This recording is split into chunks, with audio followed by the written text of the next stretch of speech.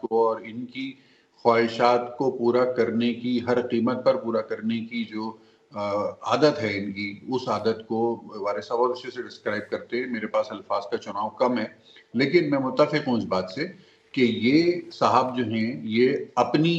بوٹی کے لیے دوسرے کا پورا بکرا ذبح کرنے کے لیے ہر روز تیار رہتے ہیں. جس ان کو ایک بوٹی چاہیے ہوتی ہے، اس بوٹی کے لیے یہ کسی کا پورا زندہ بکرا ذبح کرنے کے لیے تیار ہو جاتے ہیں. تو ابھی کے پی کے کا وزیر اعلیٰ جو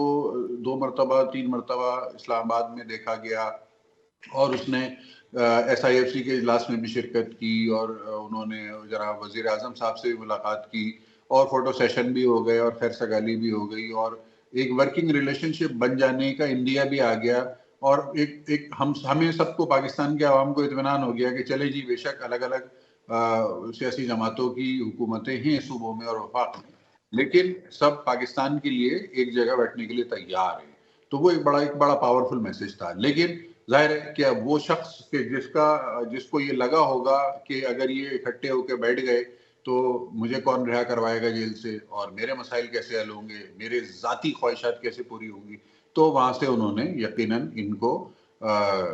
ادرک جو ہے وہ رگڑ دیا تھوڑا سا. سوری، وہ کوک کا ڈھکن جو ان کے ہاتھ میں ہے اس سے انہوں نے کے پی کے وزیر اعلیٰ کے سر کو سہلا دیا تھوڑا سا. اور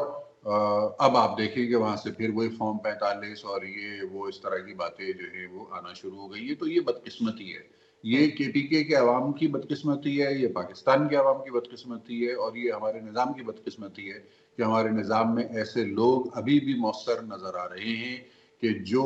اپنی ذاتی خواہشات کی تکمیل کے لیے عوامی مفاد اور ملکی مفاد اور ریاستی مفاد ان سب کو تہو بالا کر دینے کے لیے بھی دریغ نہیں کرتے. یہ ایک ناپسندیدہ صورتحال ہے اور اس صورتحال سے میں تو یہ کہوں گا رمضان کے دینے کہ اللہ ہی نکالے گا پاکستان کو اس قسم کے لوگوں کے چنگل سے. بظاہر پاکستان کے عوام بھی نظر نہیں آتے اتنے باشعور کہ وہ پہچان سکیں کہ ان کے ساتھ کیا کھیل کھیلا جا رہا ہے، اور جو